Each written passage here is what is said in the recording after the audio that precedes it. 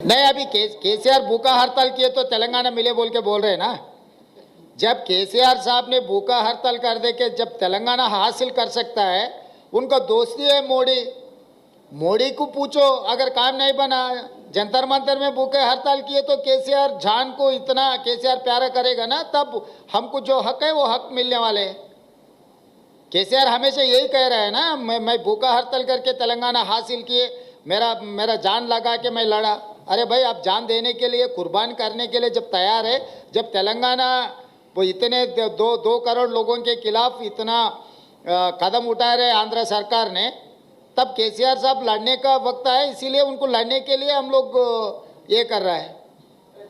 हमारे PCC president साहब ने क्लियर कहा कि आप भवन बनाओ या फिर बड़ी गड़ी बनाओ, आप कुछ भी कर लो, हमको कोई एतराज़ नहीं।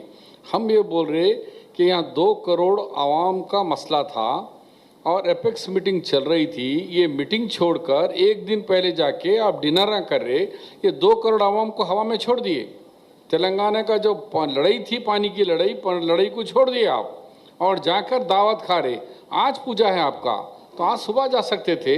हमारे को भवन बनाने से तरह से हमारा क्या है कि एक छोटी सी पार्टी इतने कम अरसे में 12 साल के अंदर नमस्ते तेलंगाना पेपर आ गया, टुडे इंग्लिश पेपर आ गया, एक चैनल आ गया, उसके बाद हर डिस्ट्रिक्ट में एक बिल्डिंग आ गई, अब दिल्ली में भी बिल्डिंग आ गई।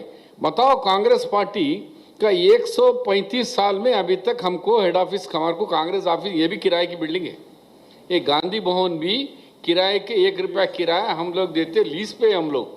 तो कांग्रेस पार्टी को अब तक ऑफिस नहीं है, दिल्ली में है ना, यहाँ है, वहाँ भी किराए को, यहाँ भी किराए को है, जो आज़ादी दिलाई।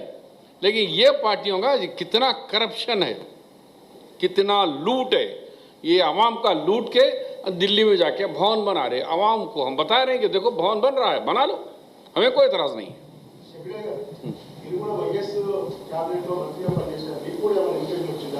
అవి ప్రైవేట్ విషయాలు, మీడియాకు నేను చెప్పాలి అంత అవసరం లేదు।